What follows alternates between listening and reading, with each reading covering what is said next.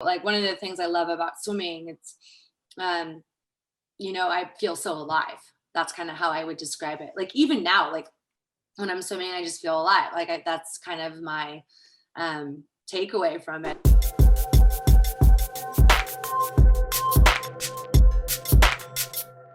All right, I'm here with the one and only Kimberly Vandenberg. Kim, thanks so much for being here. Thanks so much for having me, Aaron. It's good to see you again. Great to see you. Oh, Kim, your stacked resume. Oh my God, a three-time national champion at UCLA, an Olympic bronze medalist in 2008. You're a Pan American Games gold medalist. You're the founder of Kim Swim Studios. You're a mentor with Rise Athletes.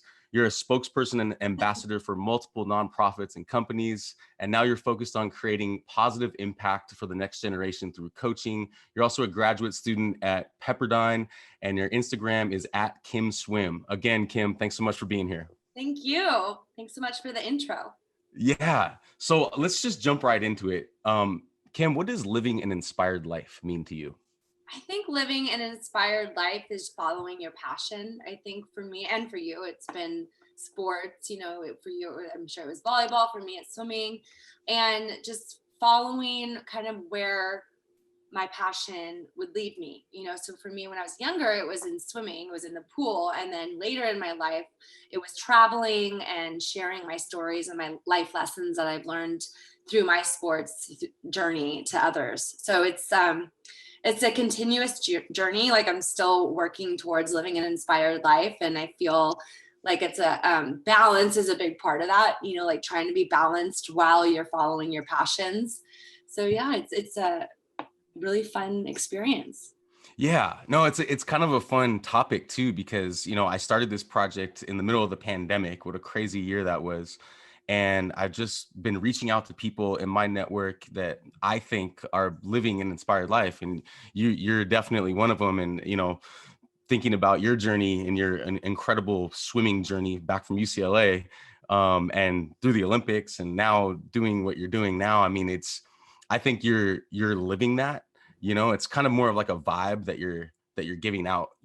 How do you stay inspired on a day-to-day basis? Well, I kind of look at it, especially when we were graduating, from UCLA. So it's like everyone starts to, hangs up their swimsuits or whatever sport they, start interning, start working corporate lives. And for me, I did at some point when I was in New York, start working for a sports media company. I was writing, I was full time, but I was always swimming, teaching on the side. So like before and after work, I'd go swim and teach, and then I'd travel on the weekends and teach. And so it really I just noticed like, I don't have enough time to do all of it. So I want to spend the time that I do have on things that I care about, and things that really make me feel alive and make me feel like I'm giving back and contributing to the world. So for me, what keeps me inspired is the people that I get to meet and the kids I get to work with. Right now, I have a lot of little ones, little 3-year-olds that are learning how to swim for the first time, and just to see them develop the confidence in themselves. And also it's a life-saving skill, so to give back in that way. And then with my mentoring, to be able to help young teenagers balance school and swimming and like getting ready to go to college. And I just feel like because of my experience with sports and with school and academics, I'm able to give back through my own experiences. And I think that that's what keeps me inspired, is the relationships with the people that I'm working with. I love that. And I couldn't agree more. And, since this project is all about tools to stay inspired, what about someone out there who might be uninspired? What tools can you offer them I to, feel like, yeah, yeah. when you're uninspired, it's important to sit down, with a notebook and like write down how you're living your life. Like, where are you bringing your energy? What are your thoughts? What's your self-talk like when you wake up in the morning? Like, are you negative? Are you positive? I really believe that self-talk is the key to success. At least that was my experience with swimming. If I had a really bad day and put in the pool and I was just like beating myself up, there's two things you can always change, no matter where you are, no matter who you are. And those two things are your attitude and your effort. So if you have a bad attitude, you're probably not giving 100% effort, so those two things are something that I've learned through sports. And I think if you're uninspired, maybe you're bringing your energy to the negative, and maybe you're thinking about what's wrong in your life instead of thinking what's right in your life. And I think that cultivating gratitude is the key to shifting that and being grateful for everything you do have, like you have supportive family or friends, or you have a body that's healthy, you have a roof over your head and you have food in the fridge. So the moments that you're feeling uninspired, write a list of like 5 things that you're grateful for. And it could be the simplest things, like I am grateful that I get to drink coffee, but those are the tips that I would give to people who are feeling uninspired and feeling stuck, because I've definitely felt that way in my life. And that's what helped me kind of snap out of it. Yeah, I love that. I love that. I want to get into self-talk in a second, but I love that you said, find things that uplift you and inspire you, and find people, right? Like that's what this project is all about. Like sharing people's stories that are inspiring. That are you people that are accomplished, or people that are like living their passions. Because I just feel like working with kids, I feel like a lot of kids out there are stressed. They have anxiety. They Mhm. are uninspired. They don't know what direction they want to go in. Yeah. So yeah, it's just as leaders of kids and even of coaches, right? Like I think it's our job to really try to stay on that path. It's not easy. I'm not a master at it, but that's why I like talking about it. Yeah, I feel like it's a conversation that needs to happen. definitely. And I'm definitely no master either. I'm learning. I'm always learning. And I think that's one thing that I teach everyone I meet. It's like, I don't know everything, but this is what I do know, Right. and nobody knows everything. And people who tell you they know everything, they don't. There's no way, as humans, like we cannot possibly know everything there is to know about something. So just to be a student of life, a student of the sport, a student of ourselves, I think is a really important thing. A student of ourselves. I love that. Let's talk about that self-talk, because I remember you at UCLA just being so focused and just being, all about your craft in the pool. And then on, going on to the Olympics and getting a bronze, like I'm just so proud of you for that. Thanks. But yeah, just talk about your self-talk through that journey, Yeah. at UCLA, at the Olympics, even after, the self-talk specifically, if you can, Yeah. as a swimmer.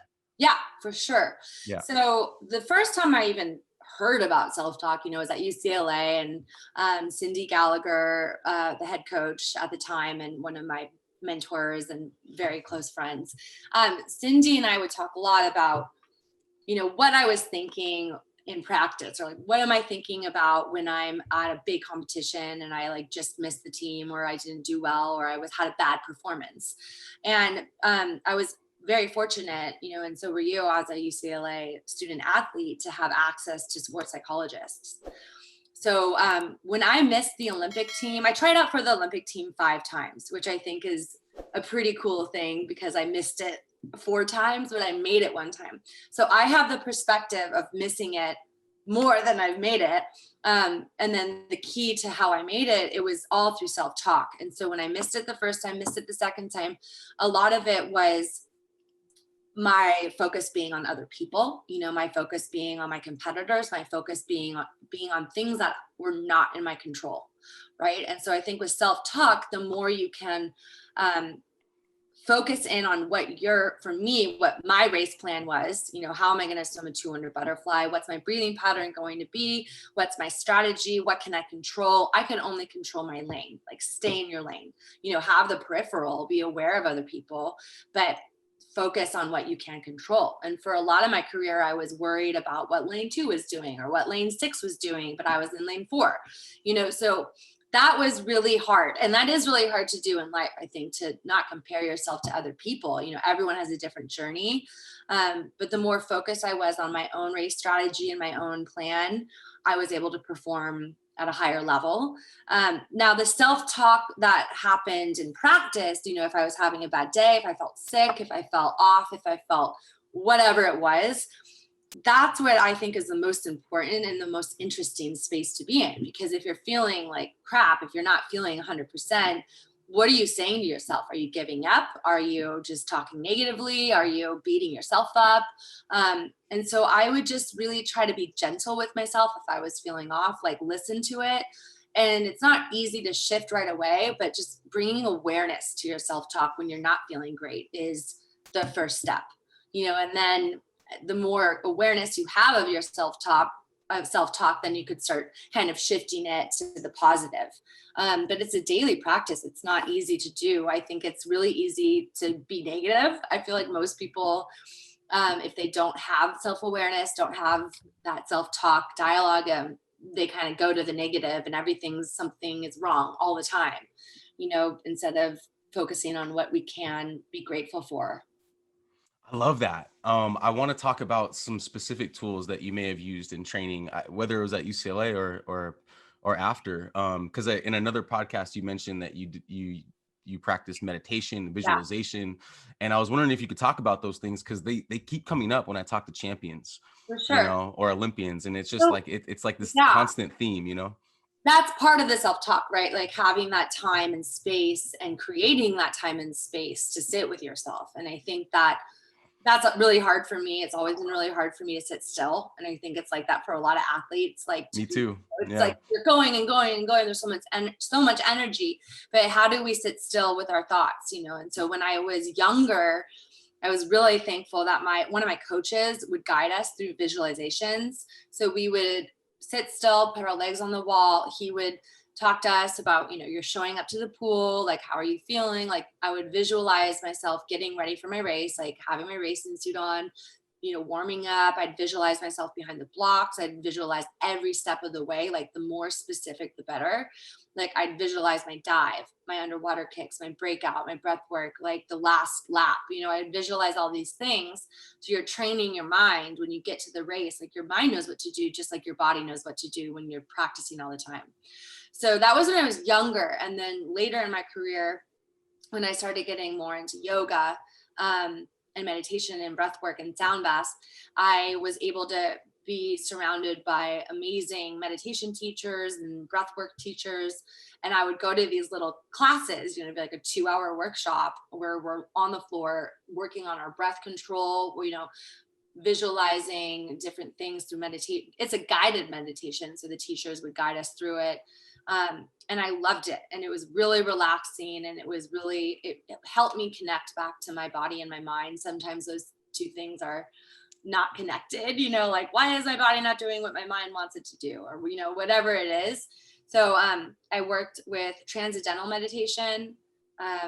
And that's 20 minutes in the morning, 20 minutes in the afternoon. I did metta meditation. I did sound bath meditation.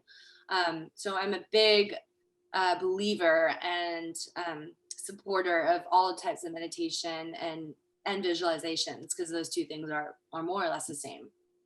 Yeah, that's so cool. When we were at UCLA, that's kind of when I found yoga and Yeah. meditation, and I it's funny because and you may relate to this, like this practice, this realm, it's kind of spiritual, right? Because you get really locked in, you get really grounded with yourself, but it's challenging, I feel like, because not a lot of people do that. Yeah. So like, like you have to like really find your way to get into that. And even now, like, could you make this relatable to someone who might not be an athlete or an Olympian? Like, how can that benefit like an everyday person? Yeah, I feel like the life we all live today, 2021, like, there's constant stimulation, there's your cell phone, there's your watch, there's the computer, there's so much going on, and the energy is kind of frantic. So it's like, Right. you're there, you have to do this, you have to-do lists, you have whatever you have. So to carve out 30 minutes, to carve out 10 minutes, to carve out an hour and a half, whatever it is that you have, to just lay on the floor and be still, listen to an app, or have a Zoom class with a meditation teacher, or explore just your breath and breathing in, that's going to reset your nervous system. And so when that resets your nervous system, it's going to calm you down. You're going to feel more balanced. You're actually going to be more productive. And so I think it's really hard to do. Like, the people who are like, I don't have time for that, I don't have time for that. It's like, you make time for it. You have control over where you're bringing your time and your energy. Everyone does. And so I think that's something that's hard to get out of. Like, if you're feeling stuck in your life, meditation, for me at least, really helped me explore those quote unquote restraints that weren't really there. Yeah. No, it's great. And as a leader, I know that you did a yoga teacher training. Yes. So as a leader, how did that training help you become a better leader? Oh, I loved, so I, when I was living in New York, so I lived in New York for like 8 years. I moved back to California last year, and I did my yoga teacher training with Usha Veda Yoga, my favorite studio in Brooklyn. And I was going there for years and years and years. And it helped me so much realize like the hardest parts for me were like yoga nidra, like the yogas, like the different types of yogas that were really still and slow. Like for me, I was so used to being, high pace and really active, and to slow down, I was like, this is so hard. This is so uncomfortable. Why? Like, why is this so hard for me? So I explored a lot of that with myself and talking to my teachers, and um, realizing that it's really important to slow down. It's really important to appreciate the moment and to be able to be present. I think for me, a lot of the time, I'm like always looking forward to the next thing. And my grandma always says that life is what happens to you when you're making other plans. You're making plans. And so with yoga teacher training, it really helped me kind of stay centered and rooted and to slow down. And I'm still working on that. Today, it was a great example. So I'm working on that. But the mindfulness and the appreciation for being in the moment is something that I really took away from the yoga teacher training. And um, cultivating that space for my clients is really important. Yeah, no, I love that. I really think I've never done a yoga teacher training, but I have many years of of practice, and I really think that calm that comes with yoga practice really helps being the best leader we can be for our people. Yeah. And I just would recommend people find their own practice. You don't have to go to classes, you don't have to have a teacher training, but just to start with a little meditation and then just some movement, some Yeah, stretching. I think it's just so key just to our everyday health, our everyday happiness. definitely. Because our bodies hold stress. Your body is holding stress, and it's different for everybody. But um, I've definitely noticed the connection between that. Yeah, well, let's get in more into that because stress is a big part of leading kids, leading, like I said, other coaches that deal with kids, like stress. How do we as leaders, as inspired leaders, how do we help manage kids who are going through a stressful time? And Yeah. I know it's kind of open-ended question, but just kind of take that. I mean, this is such a great question for the last year. COVID's been really stressful for every single person in the world, right?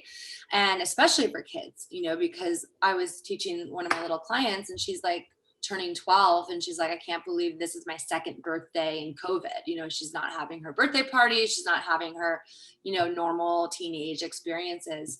So I think to create an awareness to how this is a transition, this is temporary, this is not going to be how it is always, and to identify what stressors, like where that stress is coming from. Is it because you're not having your normal social life? Is it because you're feeling whatever you're feeling? To kind of identify what those stressors are, because they're different for everybody, right? And so, for example, one of the kids I work with, she's getting ready to go to college, and so she's stressed because it's like COVID, are they going to have graduation ceremonies in real life? She's experiencing a lot of grief from not having that experience at the end of her high school career before she goes into college. So that's very identified. That's very clear. Maybe it's different for a 10-year-old, maybe it's different for a 30-year-old, maybe it's different for everyone. So I think kind of navigating like what is stressing you out in your life, and how can you maybe look at it in a different perspective, because you can't change it. We can't change COVID, but we can change how we see COVID. We can change how we see our setbacks, and what we see our stressors to be, I hope that makes sense. Yeah, absolutely, it does. It's a good transition to ask you about how we deal with stress as athletes, because in another podcast, the Smart Athlete podcast, Be a Good Human, you were talking about how performances sometimes define athletes, Yeah. and we don't want that, right? Because you could win, you could lose, but that's just one little side of you. We don't want to let that stuff define who you are as a person. Could you talk a little bit about that? Yeah, definitely. I think that, I know for me in my career, I define myself as how I reacted to my setbacks, like more so than I did the medals that I've won or the championships that I've won. Um, when I failed, right? In my mind, when I was a failure in swimming, like I missed the team by one spot, or I didn't do my best time, whatever it was, how did I react to that? I sat down and I looked at myself and I said, did I give 100% effort? Yes. Like I tried my best that day, and it wasn't what I wanted, but I tried my best. And to me, that success is trying your best. And I think that I realized when I missed the team, I realized when I didn't do my best, that I was appreciating the opportunity to even try.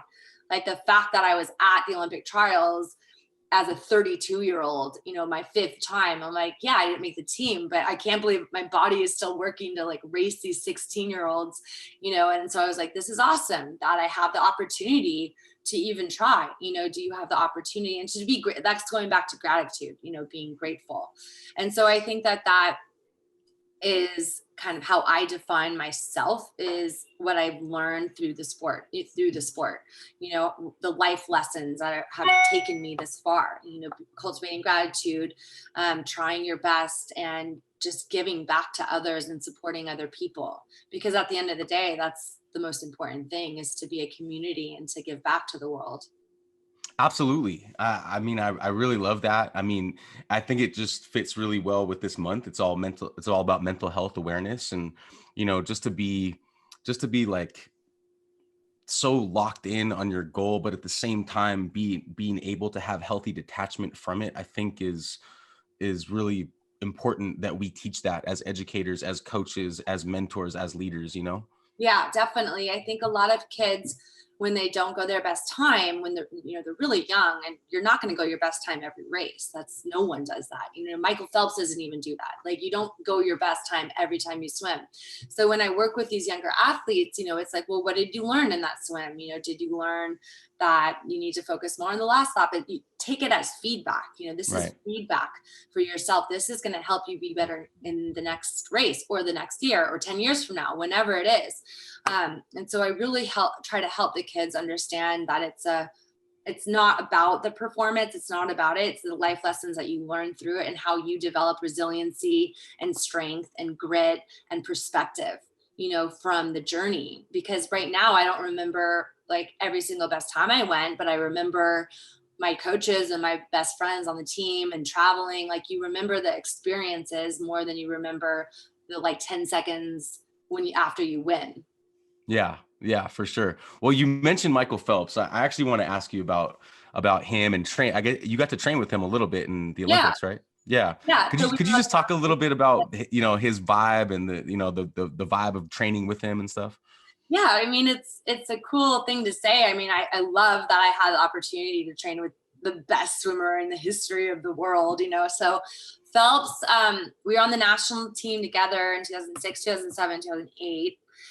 And so I traveled around for different swim meets, world championships, the Olympics, the Pan Pacific championships, and swimming with him and training with him, like, he's just born to be a swimmer. Like, every single thing in the water, the way he was extending his arms, the way he moved in the water was art, in my opinion. It was just really beautiful to see. He was so fast in practice. I was just like, when I was choking on Michael Phelps's waves, I'm like, that's just fine. Like, I could choke on Michael Phelps's waves.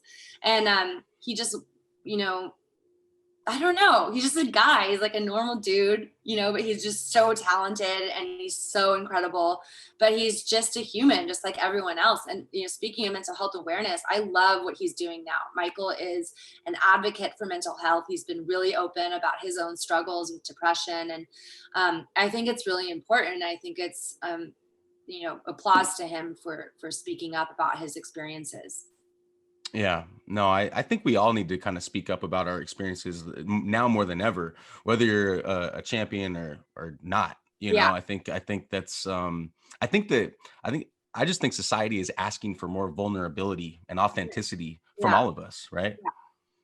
I Yeah, agree. it's the main reason why another reason why I'm doing this project. And I'm trying to gear it towards the youth athlete, and towards people that work with youths, because like you said before, like, that's how we create impact, right? Yeah. Positive impact, dealing with kids, and creating an environment for them to be inspired, Yeah. right? Yeah. 100%. Yeah. And at the Olympics, I'm wondering if you had any run-ins with Kobe. I did. I Did actually, you? yeah, I had lunch with him and LeBron James with like Oh, cool. swimmers. So because it was when Michael Phelps won 8 gold medals, it was like the media was like, oh, great, like Phelps, and then like Kobe and LeBron. So Kobe and LeBron like came to the pool to watch, finals one night, and like we were all hanging out with them, and then we all had lunch together in the Olympic Village. So yeah, that was pretty cool. It was fun.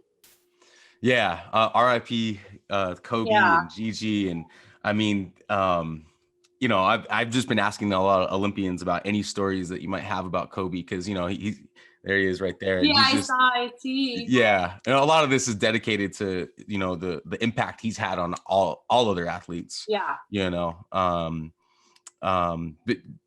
were you able to like talk with him, or I engage with didn't him? get in depth conversation. I didn't get in deep with conversation with him. I did talk to him a little bit, but like everyone on the Olympic team was just swarming him. Everyone was Yeah. really excited about his presence, and I feel like Lochte, like Ryan Lochte and Phelps, like hung out with him more, and I kind of had more of a bond with Kobe. But he definitely had a presence, like in the Olympic Village. Everyone, from different countries. I think we had like security guards kind of like hanging out with us because it was like Phelps and Kobe and LeBron, and yeah, it was pretty amazing to be able to be around such greatness, such Yeah. like so much talent. Yeah, no, that's awesome. I want to go back a little bit. I want to talk about flow. I've been asking this question to champions, Olympians, high achievers. Is it possible to identify when you are in your meet, in an event, Yeah. in the flow? Can you feel that feeling? Can you feel what it's like to be locked in? Yeah, definitely. I mean, it's only happened a handful of times. Thankfully, it happened at the right times, like World Championships or Nationals or the Olympics. But when it does happen, being in a state of flow, it's like time kind of slows down. Like you're so focused in on what you're doing. Your mind and your body are so connected. And for me, for butterfly, it was a lot of like trusting my training and trusting that I was mentally prepared, I was physically prepared. I just kind of had to let it happen, and to be able to be open to that flow state. Not to don't be so controlling, but also just kind of allow it to happen.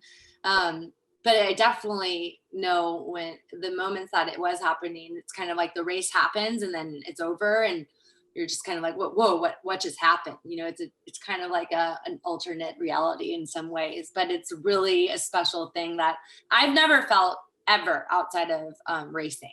So like one of the things I love about swimming, it's, I feel so alive. That's kind of how I would describe it. Like even now, like when I'm swimming, I just feel alive. Like that's kind of my takeaway from it. And when you're in the flow state, I've never felt more alive in my life than like right before the Olympic trials. Like the energy, like going behind the blocks, like this is where I'm supposed to be. This moment right now, this is where I'm supposed to be. And just to have that faith and the confidence in trusting your journey, it's such a rewarding experience. Even when I missed the team, like I felt that right before I raced one year and I missed the team, but I was like, that feeling of this is where I'm supposed to be, like the flow state was, it's hard to find. Mm. Is it something that you can practice?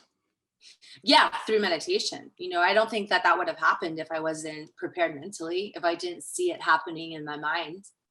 Right. It doesn't just happen, on the flick of your fingers. It's like you have to practice that, and you have to practice being in it and like seeing yourself achieving what you want to achieve. And it's really emotional too, right? Like I feel like because I've been in that flow state or zone a handful of times myself, but like it's a feeling more than anything else, Yeah. right? And I guess emotional management is what I want to ask you about next. Like, how do you manage your emotions in those in those trials, in the NCAAs, in the Olympics, when you have all this pressure on you, Yeah. and you're like trying to allow yourself to just stay locked in, stay in your lane, find your own personal zone, but you have all this outside stuff that's going on. How do you manage your emotions in those moments? That's where the support system comes in, right? So like at the Olympic trials, when I made it that was in 2008. And my roommate was Amanda Beard, who's like a legend swimmer, 4-time Olympian. And she had made it so many times before. This was like her 4th Olympics. For me, it was my first. So Amanda and I were roommates, and we would be in the room together, and we just listen to music and start dancing and try to break up that pressure with like a lighthearted dance party for like 5 seconds. And then we'd go to the pool. So I was kind of like following Amanda's lead, like, okay, like we're going to go warm up now. We're going to stretch together. We're going to focus on one race at a time. And Amanda and I both made the team that year. And then we were roommates at the Olympics. And so kind of having that support system and having someone to be right next to me and not hold my hand, but I mean, Amanda was doing the exact same thing I was doing. We were teammates, we were really good friends. And then having my coach talk to me before, at Olympic trials, you have the preliminaries, the semifinals and the finals. So I did really well in prelims. I did really well in semis, and I was getting ready for the final heat. And I was like at the hotel room a couple hours before I had to go to the pool. And I was so nervous, I'm like my butterfly, I couldn't take a nap. Butterflies in my stomach. So I called one of my best friends from growing up who has known me since I was 8. He was actually my teammate. He was always at the big competitions. And so I called him, his name was Mark, and I called Mark and I'm like, Mark, I'm so nervous right now. I can't even like sit still. I'm just, he's like, Kim, he's like, you've raced your entire life. You know how to race. Like, do what you do best. Like, you know what to do. Like, of course you're nervous. You're trying out for the Olympic team for the 3rd time. There's a lot of pressure, but just trust that you know what to do. And just like talking to my friends, talking to my family, and knowing that I had so much support behind me. It's not like I did it by myself. My family was there, my friends were there, my coaches were there. That's how I managed the pressure, and kind of tuning into my breath work, listening to some music, trying to calm down, stretch, get pre-race massage, get a good warm up in. Like the little things that you can control really helped. But I think ultimately it was the support system. Yeah, man, I love that. And I just encourage anyone listening to this to, to find your own support system, and to create your own support system and to really cherish it. Cause like you said, like your support system could help you manage your emotions at the Olympics if you make it to the Olympics. I mean, that's so cool. But I think it can also help you through day to day, and if you're going through a tough time, like especially because we were talking about mental health, like just reach out, to your friends, your family, like create that support system and be grateful for it. Yeah, right. 100%. Yeah. And that goes back to the concept of vulnerability. Like I was vulnerable telling Mark that I was, freaking out, and I was like, couldn't, you have to have that vulnerability to be able to create the support system that you want and that you need to succeed. Yeah. You can't have one without the other. Yeah. Kim, where do you get inspiration from outside of the pool? I think, right now it's today, I live in the Pacific Palisades, and I'm right next to this like beautiful hiking trail, so I've been taking my little dog on little walks and hikes and being out in nature. I think for me, that's really inspiring. Especially coming from New York. When I was living in Brooklyn, New York, it's like so opposite. Now I take walks out in nature and see like bluebirds and rattlesnakes. So being outside, and then also yoga, being able to practice yoga and play piano. I'm a musician as well. I grew up playing the piano. I would love to play now, but my neighbor has a baby upstairs. And okay. The baby's napping. I wanted a little sample because I heard you on that other podcast, and you're really good. Thanks. Like I grew up playing. I actually started playing the piano before I started swimming. I started playing the piano when I was 5, and I started swimming on a team when I was 8.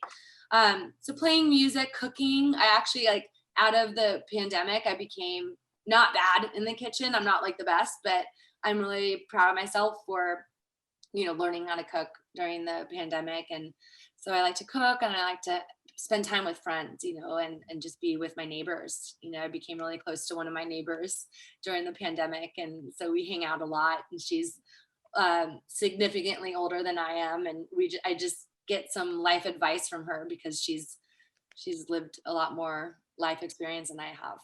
Yeah, no, that's great. I mean, I'm a musician myself. I play guitar, and Oh, really? and I really value what music does for me in my life, not just playing it, but listening to it. And specifically for the athletic side of me, it just kind of balances me out. Yeah, that's how I Right. feel. Yeah. Yeah, I actually played the piano in 2011, 2012. I had a piano in Berkeley when I was training, and I would play the piano and like go to the pool and train.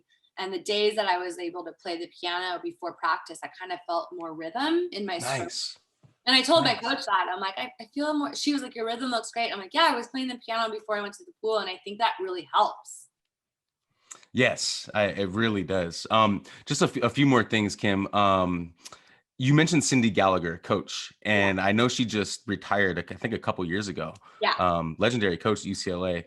Could you just talk about some of her specifically, or just some of the specific lessons that you learned from her? Yes. She is so important in my life. I mean, when I came to UCLA, I was 18. I trained with her till the Olympics when I was 24. So she was my coach for 6 years. You know, she took me from this young little high school swimmer into an Olympic athlete, an Olympic medalist. And so I really owe so much to her. Cyndi really helped me focus on, like I said earlier, not focusing on other people. I think when I was younger, I was really distracted by, like I said, lane 2 or lane whatever. And she really helped me focus on what I can control and to focus on my own race plan and to not compare myself to other people. And I know a lot of people do that, but young women especially do that. You know, teenagers do that. And so that was a big lesson I learned from Cyndi. And also the gratitude list. Like Cyndi gave me this little notebook and it was like a list, like every day, like write what you're grateful for, you know. And so Cyndi helped me with that. And she was Mm. just so supportive, seeing me more than an athlete. You know, if I had a really bad practice, she's like, what's going on? And I would be like, well, my boyfriend and I are fighting and I was up all night yelling. I had like a crazy fight with my boyfriend, and she was like, well, talking to me about that. And so she kind of looked at me at more than an athlete. She understood, you know, the struggles I was going through, and she understood that I wanted to be a college student and like have a social life, but I was also, you know, trying to prepare for NCAAs. And so she was able to kind of call me out if I wasn't showing up, if I was, you know, if I wasn't working hard enough in practice. Cyndi would kick me out. You know, she's like, get out. And I'd be like, what? And then so I would get kicked out of practice. I would be so upset. You know, then we talk about it. She's like, you weren't kicking hard enough. You weren't trying hard enough. You were distracted. You know, so she was hard on me, but she saw so much potential in me. And I trusted her so much. I trusted her with my training. Like a week before the world championships, I was feeling terrible in the water. And I was like, how am I even going to race at the world championships right now? I can't even do pace. You know, I couldn't do my pace set. And she was like, you have to trust the process. You know, like we've been training really hard. It's normal. You're tired. You haven't tapered. And then of course we like go to world championships and I got a silver medal and like went my best time. And it was just, so time and time again, I would trust her and it worked out. And I guess the lesson is having faith in the process and trusting the journey, trusting yourself. And she's like, you know what to do.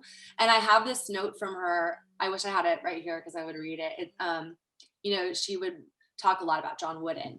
And so in this letter she wrote me right before the Olympic trials in 2008, you know, she was writing like part of his pyramid of success. You know, you have this, like you have poise, you have hard work, you have everything. She was like listing like the top tier of the John Wooden pyramid of success. And she's like, you have it all.